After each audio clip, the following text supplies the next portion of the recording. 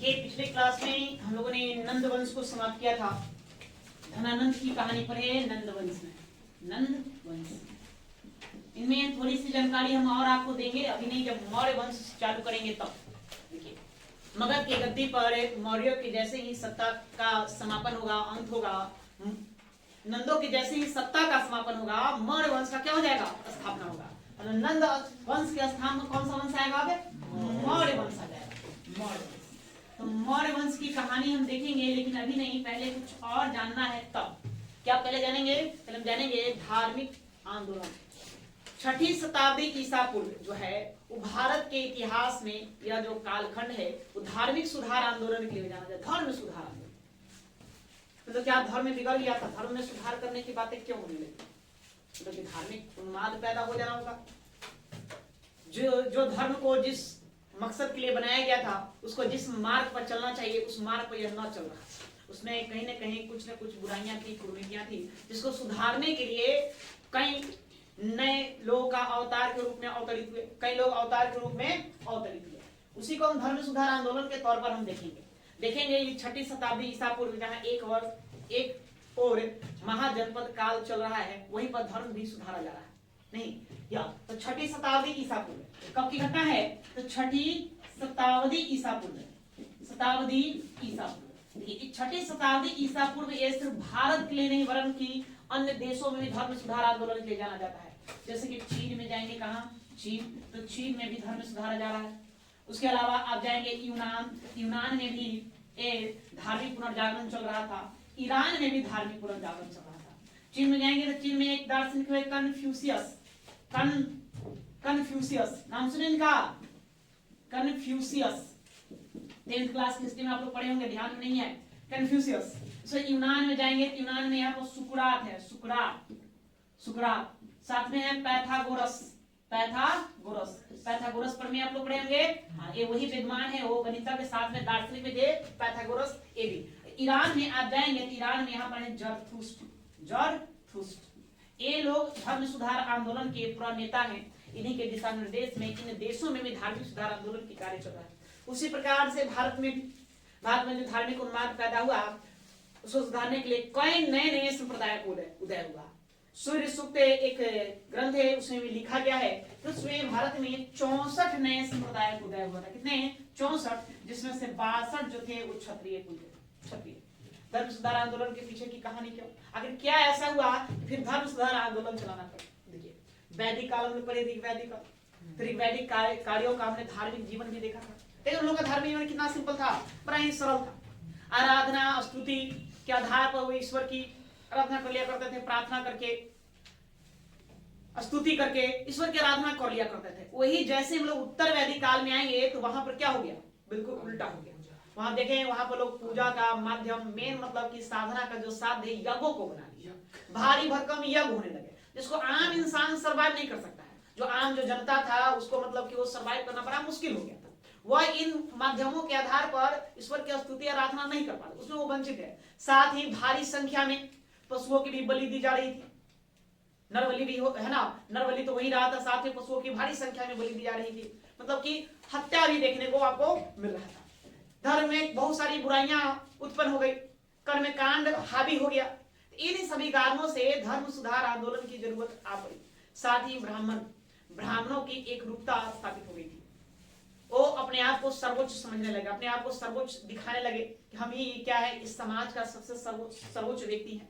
साथ ही जो दूसरा स्थान पर जो क्षत्रिय था, क्षत्रिय को समाज में दूसरा स्थान प्राप्त था, तो क्षत्रिय और ब्राह्मणों दोनों में मतलब कि वर्चस्व की लड़ाई होने लगी। लोग अपने आप को पहला स्थान पर रखना चाहते थे, वहीं पर वैश्य तीसरा स्थान पर था, शूद्र क्या था सबसे लास्ट में, उसका था कोई अस्तित्व था ही नहीं मानव समाज में। बस ब्राह्मण और क्षत्रियों के बीच वर्चस्व की भी ये लड़ाइयां थी। समझ गए? तो इन्हीं सब कारणों से क्या हुआ, धार्मिक आंदोलन 6ठी शताब्दी ईसा पूर्व में चल रहे। 6ठी शताब्दी ईसा पूर्व में कई संप्रदायों को उदय हुआ, जिसमें से बौद्ध और जैन ये जो दो संप्रदाय हैं, ये जो काफी फेमस हुए, प्रसिद्ध हुए, बहुत ही महत्वपूर्ण है। हमें इसके अंतर्गत बस इन्हीं दोनों को पढ़ना है, सबका अध्ययन नहीं करना, ठीक है। या तो चलिए पहले कुछ लिखेंगे, उसके बाद फिर हम आगे चलेंगे धीरे धीरे।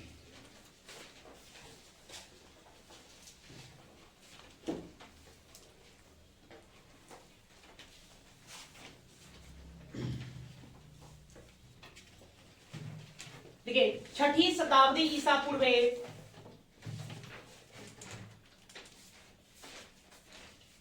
6ठी शताब्दी ईसा पूर्व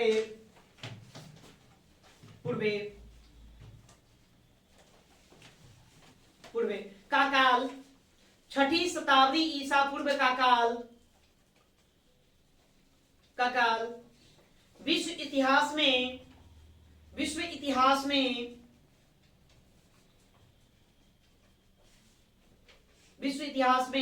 धर्म सुधार आंदोलन के लिए जाना जाता है।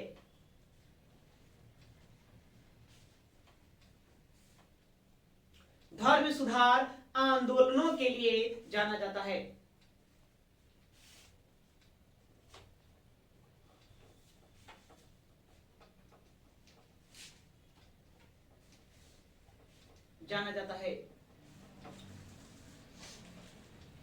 यह शताब्दी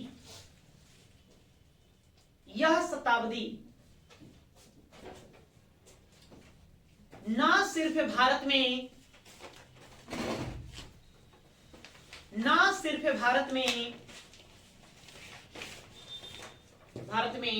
बल्कि चीन, यूनान,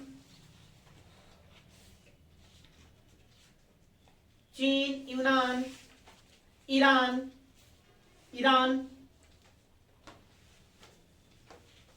में भी धार्मिक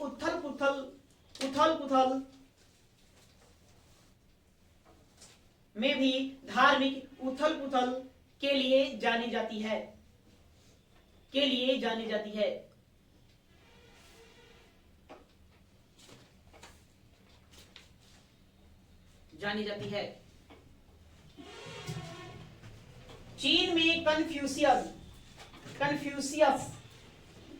चीन में कन्फ्यूशियस को देंगे। यूनान में सुकरात एवं पाइथागोरस,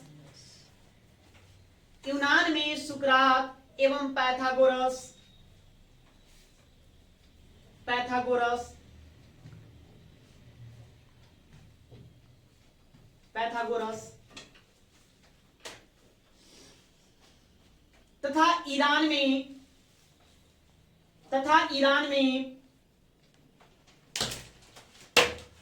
जरथुस्ट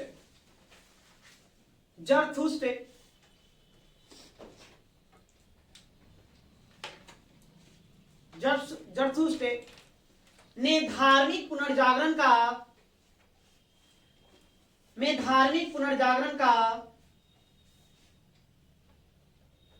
नेतृत्व किया था।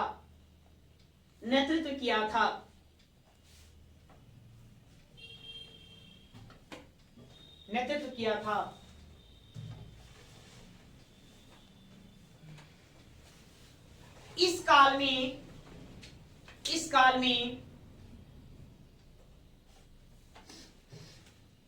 भारत में भी कई संप्रदायों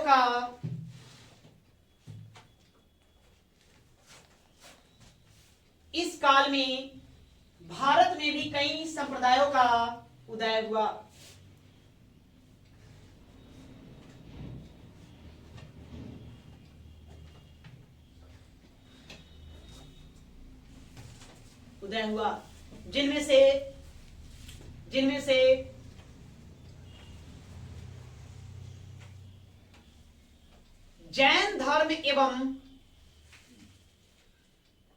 जिनमें से जैन धर्म एवं बौद्ध धर्म सर्वाधिक महत्वपूर्ण थे।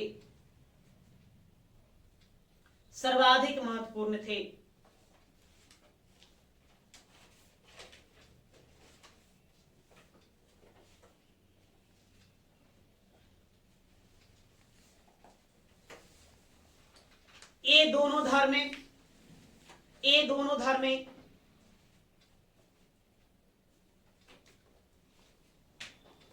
हिंदू धर्म के ही सुधरे हुए रूप थे। ये दोनों धर्म हिंदू धर्म के ही सुधरे हुए रूप थे।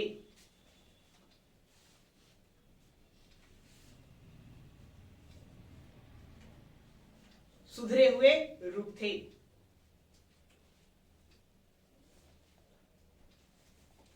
ठीक है, इतना बात फिलहाल अभी अभी आपको ध्यान में रखना है। देखिए, याद करने वाली बातें यहाँ का प्रश्न में पूछा गया है कि 6वीं शताब्दी ईसा पूर्व भारत के साथ साथ और किन देशों में धर्म सुधार आंदोलन चल रहे थे, और कौन कौन देश? तो चीन में चल रहा था, उसके बाद यूनान, उसके बाद फिर कहा ईरान। तो चीन में धर्म सुधार आंदोलन के नेता कौन थे? कन्फ्यूशियस। कन्फ्यूशियस के बारे में आप लोग 9th या 10th के हिस्ट्री में दिया हुआ पढ़ेंगे, वहां पर जाकर। नहीं, कहा जाता है कन्फ्यूशियस जब जन्म लिए थे तो इनके शरीर पर कई प्रकार के निशान थे, जैसे जैसे बड़े होते गए वैसे वैसे इनका निशान गायब होते गया। हो सकता है इनको दैविक शक्ति प्राप्त हो, ऐसा कहा गया कि उनको दैवीय शक्ति प्राप्त था। यूनान में जाएंगे तो सुकरात एक बहुत बड़े दार्शनिक हुए, इन्होंने धर्म सुधार आंदोलन की बातें की। कहा जाता है कि धर्म सुधार आंदोलन के चक्कर में मजबूरन इनको 20 पी करके आत्महत्या करना पड़ा, यानी इनको लोगों ने मजबूरी इस तरह से किया कि इनको अंततः 20 पीना पड़ा। पाइथागोरस प्रमेय आप लोग गणित में पढ़ चुके हैं, इन्होंने एक प्रमेय भी दिया, थ्योरम भी दिया है, साथ में एक दार्शनिक के रूप में भी जाने जाते हैं। इन दोनों ने मिलकर के बारी बारी से आकर के वहां क्या किया? धर्म सुधार आंदोलन करने का, धर्म को सुधारने का काम किया। उसी पर ईरान में जाएंगे तो ईरान में जरथुस एक पारसी धर्म वहां पर चलाएंगे। तो जरथुस जो थे ईरान में धर्म को सुधारने में लगे हुए थे। उसी प्रकार से भारत में 2 संप्रदाय था, कौन कौन? एक बौद्ध था, एक जैन था, है ना। ऐसे कई सारे हुए, लेकिन ज्यादा महत्वपूर्ण हुए जैन और बौद्ध धर्म। बौद्ध धर्म, तो आइए पहले हम लोग जैन धर्म को जानेंगे, उसके बाद फिर हम बौद्ध धर्म को जानेंगे। तो अगला शीर्षक दीजिए जैन धर्म। जैन धर्म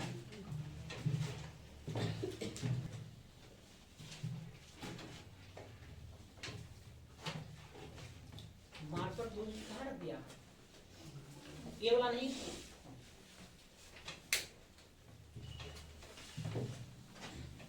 जैन धर्म।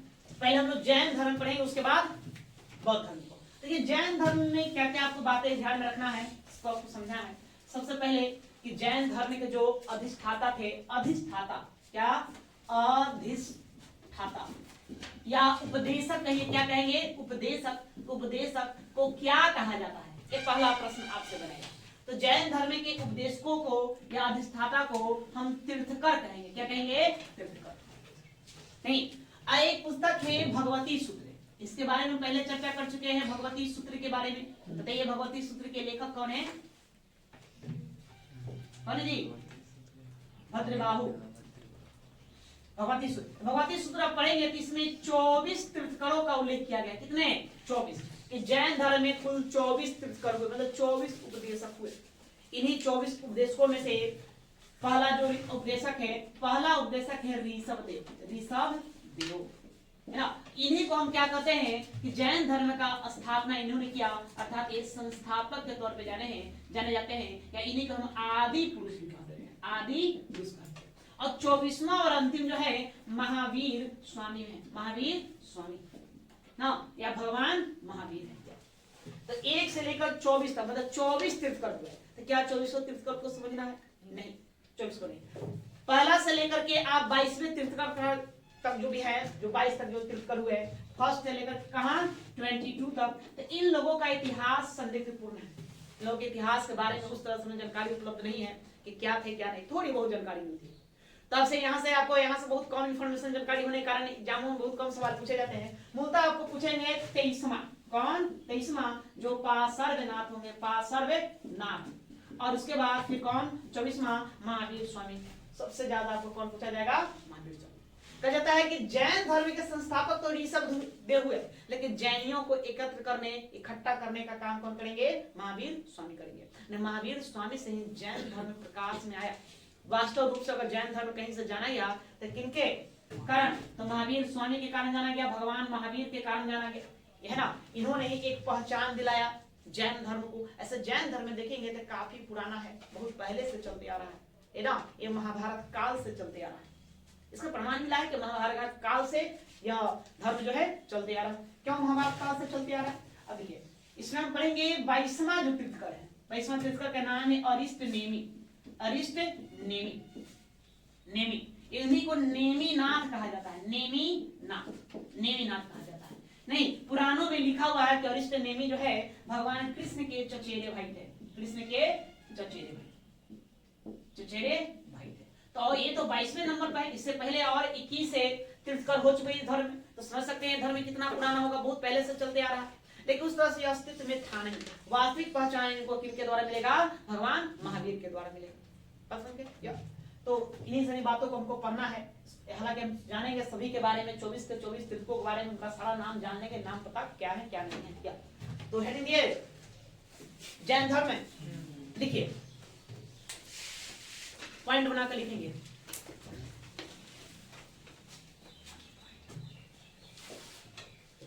जैन धर्म के अधिष्ठाता या उपदेशकों को तीर्थकर कहा गया। तीर्थकर कहा गया।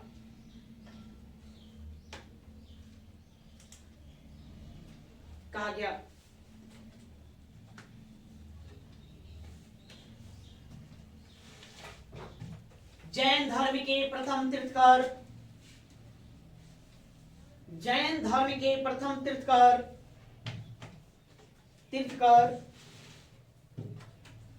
एवं संस्थापक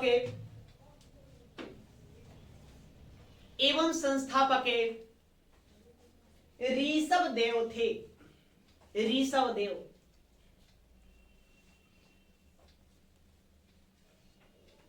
ऋषभ देव थे। इन्हें आदि पुरुष भी कहा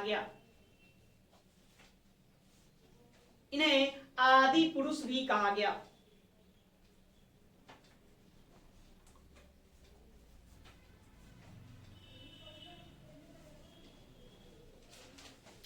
लेकिन जैन धर्म को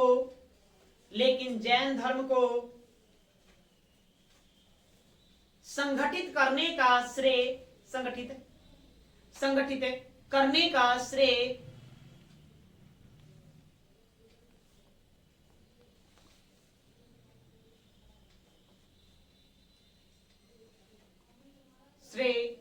भगवान महावीर को दिया जाता है।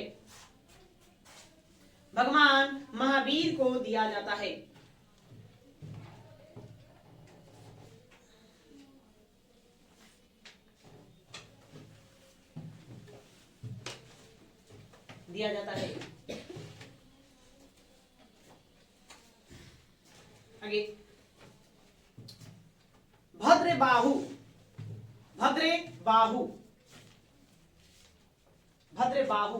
द्वारा रचित पुस्तकें कल्पसूत्र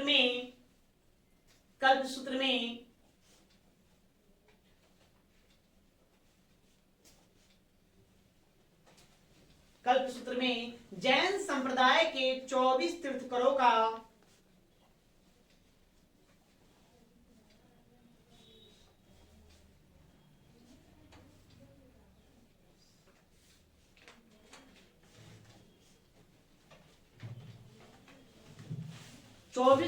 का उल्लेख मिलता है।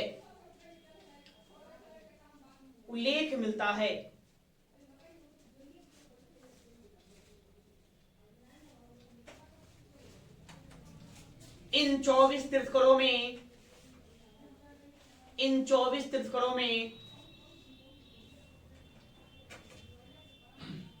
प्रथम 22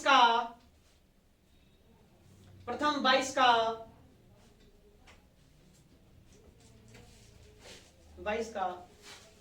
ऐतिहासिकता संदिग्ध है। मतलब कि उस तरह की जानकारी प्राप्त नहीं होती है, संदिग्ध है।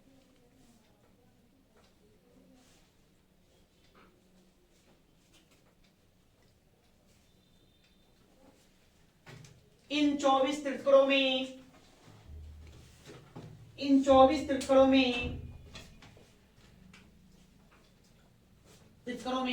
22 तीर्थकर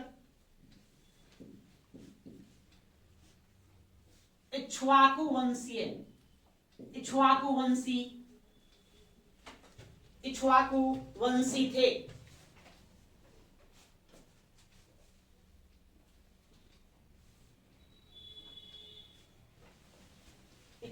वंशी थे।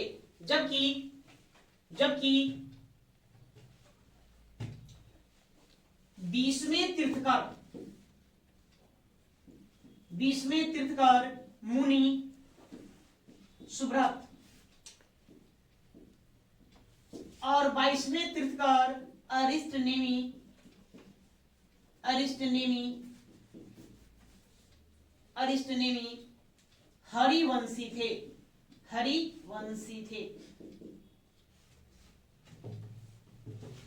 हरिवंशी थे।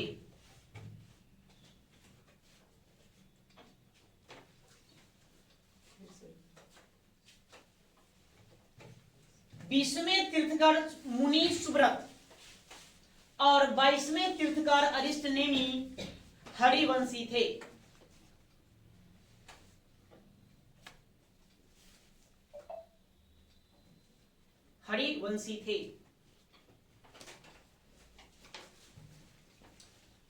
कहने का मतलब आप लोग नहीं समझे क्या कहना चाह रहे हैं, या थोड़ा इसको देखेंगे, फिर से देखेंगे क्या है क्या नहीं।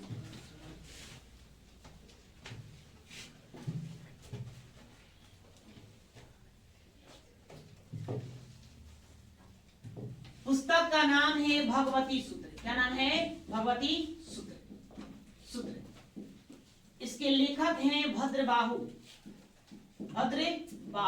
इसके राइटर हो गए नहीं, इन्होंने बताया इस पुस्तक में लिखा गया है कि जैन धर्म के जो भी अधिष्ठाता थे वो क्या कहलाए? तीर्थकर। उनको क्या कहेंगे हम? तीर्थकर कहेंगे। तो तीर्थकों की संख्या इसमें बताया गया है 24। कितने? 24 थे। इस 24 में से आप आएंगे कि तीर्थकर पहले तीर्थकर से लेकर के आप चले जाइए कहां तक? 22वें तीर्थकर तक। 22वें जो पहले तीर्थकर है उनका नाम है ऋषभ नाथ, आदिनाथ, आदि पुरुष, ऋषभ देव भी इनको कहा गया। क्या कहा गया? ऋषभ देव ये इनका नाम है। या और आपको 22वें जो तीर्थकर मिलेंगे उनका नाम है अरिष्टनेमी, या इन्हीं को कहा गया नेमी नाम। यहां तक इन लोग के ऐतिहासिकता की बात करें, मतलब इतिहास की बात करें, कहां जन्मे, है ना, माता पिता कौन थे वगैरह वगैरह, मतलब क्या किए इस धर्म के लिए, तो उस तरह से हमें जानकारी उपलब्ध नहीं मिलता है। थोड़ा बहुत जानकारी हमें ऋषभ नाथ के बारे में दिया जाता है, इनके बारे में मिलता है। उसी है ना, अरिष्टनेमी है, इनके बारे में थोड़ा सा जानकारी मिलता है, बाकी और उस तरह की हमें जानकारी प्राप्त नहीं होता। इसलिए यहाँ से आपसे प्रश्न बनेगा नहीं। फिर भी एक दो पॉइंट्स है जिसके लिए आपको ध्यान रखना है। ऋषभ नाथ या आदि पुरुष जो है इनको ध्यान में रखेंगे। क्यों? क्योंकि ये जैन धर्म के संस्थापक हुए। स्थापना जॉन, यहां से मतलब ये धर्म क्या होगा? शुरू होगा। ठीक है, यहां से शुरू होगा। यहां से शुरू होने के बाद है ना, इस धर्म में कई सारे तीर्थकर आए, उपदेशक आते गए। अब उन्होंने क्या किया इस धर्म के लिए, उस तरह से हमें जानकारी प्राप्त होता नहीं है। 22वां तीर्थकर को थोड़ा सा ध्यान में रखना है। 22वां तीर्थकर का नाम ऋग्वेद में इनका भी नाम उल्लेखित है। ऋषभ देव का भी ऋग्वेद में नाम उल्लेखित है। साथ ही यजुर्वेद में भी ऋषभ देव का नाम मिलता है देखने को।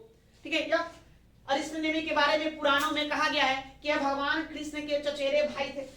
मतलब समझ सकते हैं कितना पुराना धर्म रहा होगा, क्योंकि इसको हम कहाँ महाभारत काल से जोड़कर देखते हैं, या इनके बारे में मिलता है। बात समझ गया? पहला से लेकर कहां तक?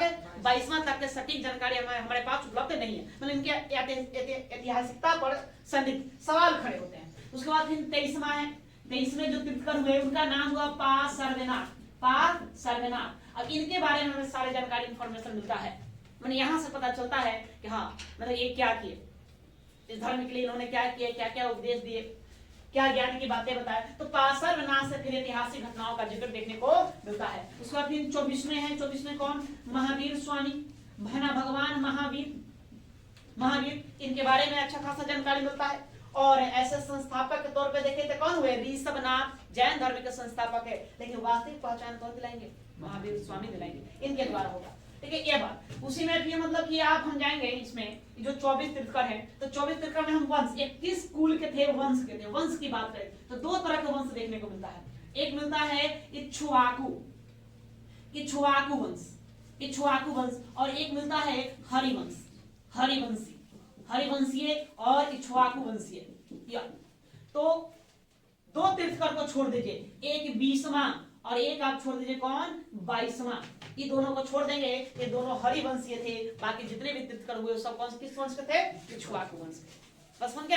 हाँ, इसलिए भाई पूछे कि बताइए 20वें, तो 20वां आपको बताया कौन? 20वां जो तीर्थकर उनका नाम है मुनि सुब्रत। क्या नाम है? मुनि सुब्रत। जो ए है इक्ष्वाक ए मतलब कि कौन? हरिवंशीय हुए। अब 22वां जो है वो अरिष्टनेमी है, जो हरिवंशीय हुए। इनको छोड़कर जितने भी तीर्थकर आएंगे, अगर पूछ दे कि किस वंश से संबंधित है तो क्या नाम देंगे? इक्ष्वाक वंश। तो सर दो को ध्यान में को रखना है। अब आप समझ में आ गया जी? क्लियर है? तो चलिए देखिए, तो जैन तीर्थकर, सबका नाम हम लिख देते हैं, आपको बता देते हैं। जैन तीर्थकर, तीर्थकर, इनको आपको 2200 का नाम बता देते हैं।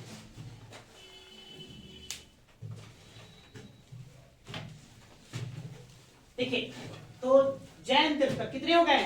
24। तो 2400 जैन तीर्थकर का हमने आपको नाम यहाँ बता देते हैं। तो पहले जो जैन तीर्थकर का नाम था ऋषभदेव। आपको याद क्या क्या करना है? तो याद देखिए, जनवरी आपसे एग्जाम में पूछा जाता है ना, क्रम में पूछा जाता है कि पहले जैन तीर्थकर कौन थे, दूसरे कौन थे, तीसरे कौन थे। तो शुरू से आपको 3 ध्यान में रखना है। कितने? 3। पहला आपको ऋषभदेव को ध्यान रखना है, इन्हीं को हम ऋषभनाथ भी कहेंगे, आदिनाथ भी कहेंगे। दूसरा अजितनाथ और तीसरा हम संभवनाथ। तो शुरू के कितने? 3। इनका आपको प्रतीक चिन्ह याद रखना है। तो ऋषभदेव का प्रतीक चिन्ह क्या हो गया? सांड, अजितनाथ का हाथी या संभवनाथ का घोड़ा। तो यहां से आपको 3 ध्यान में रख लेना है। या उसके अलावा फिर मतलब चौथा अभिनंदन, इनका प्रतीक चिन्ह बंदर। सुमतिनाथ के सारस पद प्रभु जो है उनका लाल कमल। सुपार्श के स्वास्तिक थे, चंद्र प्रभु के चंद्र हुए। उसके बाद सुविधि, यहां से आपको कुछ भी ध्यान में रखना नहीं है। आप अपना जानकारी के लिए याद करना चाहते हैं तो याद कर सकते हैं, हालांकि आप उन्हीं बातों को याद करिए जो एग्जाम में पूछा जाए, सब नहीं। याद करने वाला जो हम बता देते हैं। उसके बाद फिर आपको याद करना है यहाँ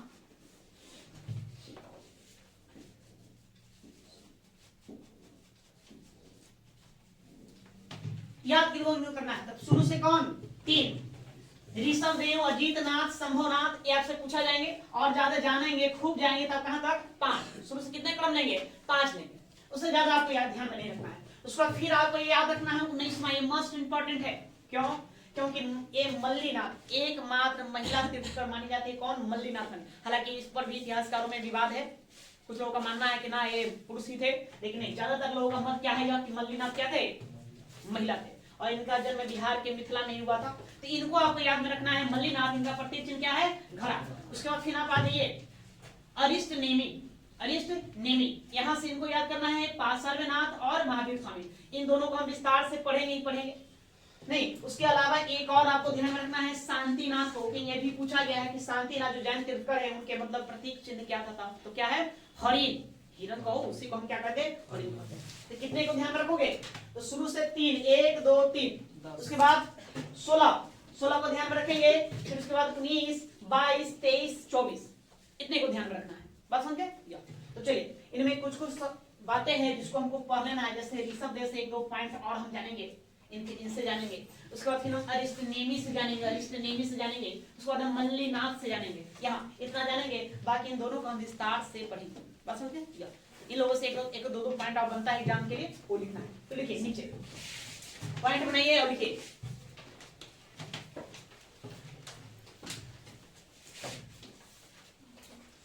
ऋषभदेव या आदिनाथ, ऋषभदेव या आदिनाथ, आदिनाथ, आदिनाथ का उल्लेख, ऋषभदेव या आदिनाथ का उल्लेख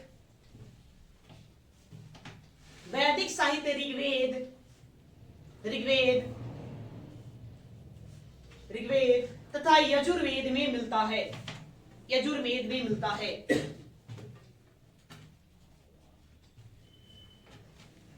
यजुर्वेद में मिलता है।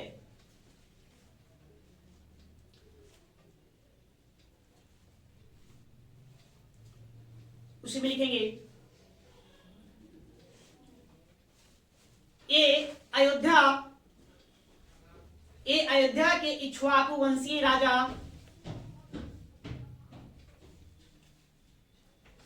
ये अयोध्या के इक्ष्वाकु वंशीय राजा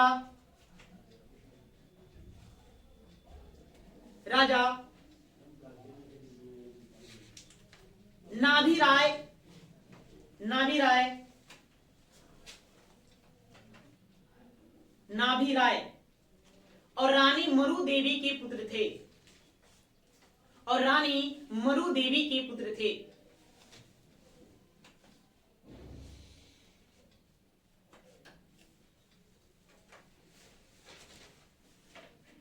मरु देवी के पुत्र थे।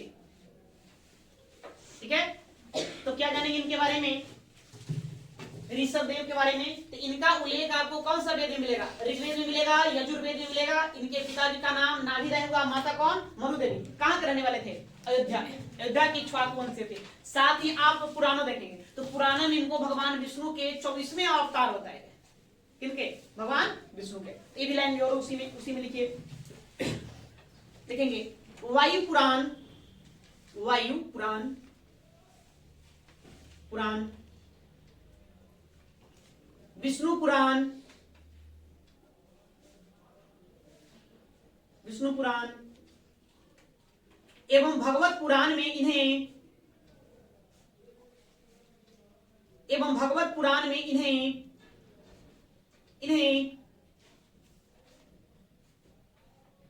भगवान विष्णु के 24वें अवतार बताया गया है।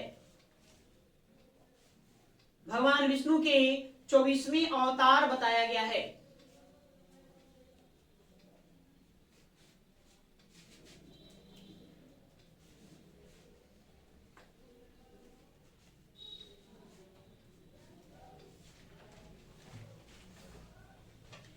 ठीक है,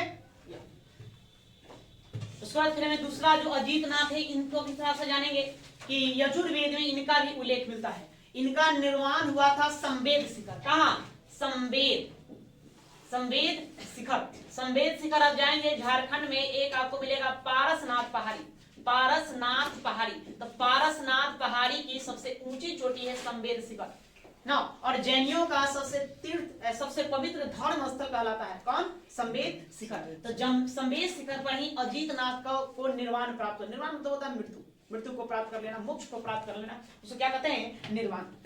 लिखेंगे अजीतनाथ का उल्लेख, अगला अजीतनाथ का उल्लेख,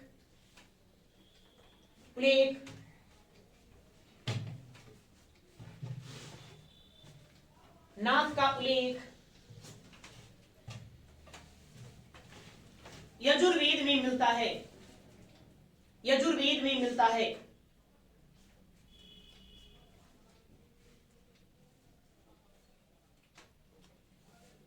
यजुर्वेद में मिलता है। इनको संवेद शिखर, संवेद शिखर कुछ में लिखो, पारसनाथ पहाड़ी झारखंड, संवेद शिखर कुछ में डालेंगे पारसनाथ पहाड़ी झारखंड।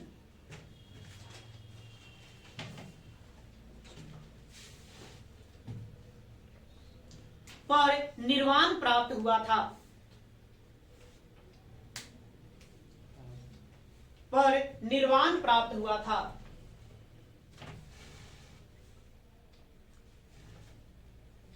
प्राप्त हुआ था। ठीक है, अब इसके बाद आइए मल्लीनाथ। देखिए मल्लीनाथ, मल्लीनाथ एकमात्र महिला, मल्लीनाथ एकमात्र महिला तीर्थकर मानी जाती हैं, तीर्थकर मानी जाती हैं, मानी जाती हैं।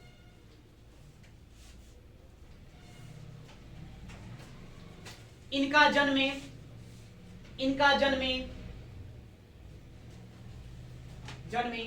बिहार के मिथिला में हुआ था, बिहार के मिथिला में हुआ था।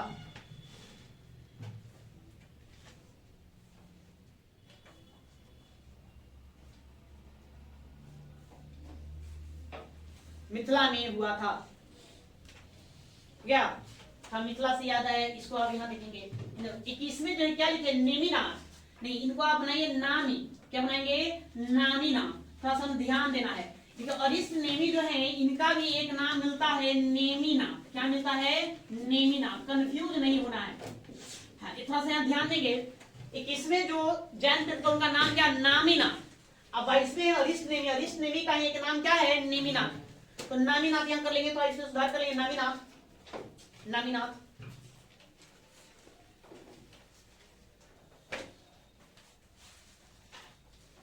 हो गया। चलिए नामीनाथ पर एक पॉइंट लिखो, एक लाइन सिंपल लिखो। यहाँ इनको इस नेमी को डाल दिए हैं नेमिनाथ, इनको डाल लेंगे ताकि कंफ्यूज ना हो, है ना। आदमी ज्यादातर बच्चा क्या करता है? जोड़ देता है। कुल देगा हमने 22 में तीर्थगढ़ कौन है, और इसमें ना देकर के नेमिनाथ दे देगा तो फिर दिक्कत पड़ी बात, है ना। इनमें से कोई नहीं ऑप्शन रहेगा, ओकरा मार देगा सर। देखेंगे नामीनाथ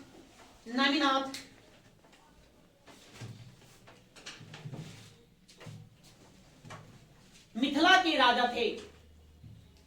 नामीनाथ मिथिला के राजा थे, जो बाद में सन्यासी बन गए।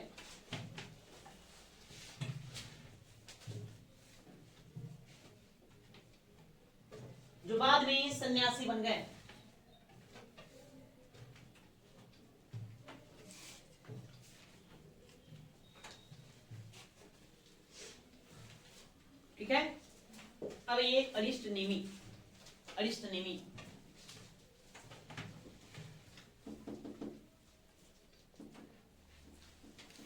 देखेंगे। अरिष्ट नेमी का जन्म मथुरा में हुआ था। अरिष्ट नेमी का जन्म मथुरा में हुआ था।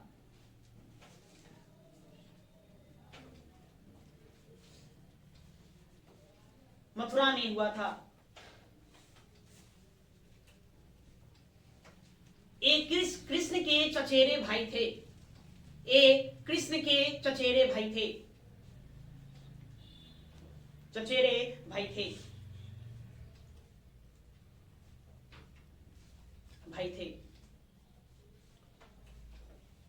ऋग्वेद में इनका भी उल्लेख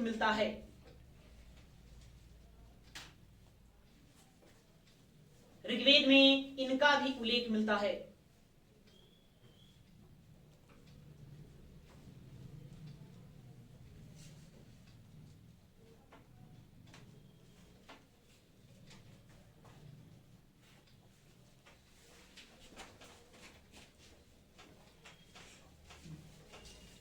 ठीक है, क्लियर है? या चलो, तो 24 तीर्थंकरों में सबको याद करोगे जी? नहीं, सबको याद करना भी नहीं, जब पूछा ही नहीं जाता तो क्या जरूरत है। ठीक है, कंपटीशन में कहता है कि क्या नहीं पढ़ना है, इस पर भी ध्यान देना है। तो हमको बस जानकारी के लिए अपना लिख लेंगे कॉपी में, लेकिन याद आपको करना है। हमको एक ऋषभ, यहाँ से 3, मतलब टॉप के 3 हर हाल में ध्यान रखना ही रखना है। अब ज्यादा जाएंगे तो कहां तक जाएंगे? 5 तक जाइए, उससे ज्यादा नहीं। उसके बाद फिर कौन? 16वें को ध्यान में रखेंगे, सांचीनाथ, इनका प्रतीक चिन्ह हिरण।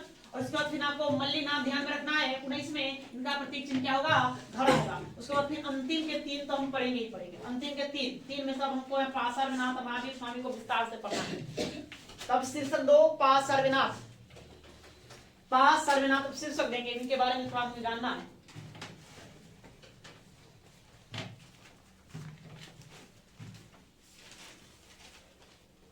तो टाइम भी हो चुका है नहीं, तो अब यहाँ से कहानी हम लोग कल देखेंगे अगले क्लास में। रहने दो, खड़ी देकर छोड़ दीजिए। पार्श्वनाथ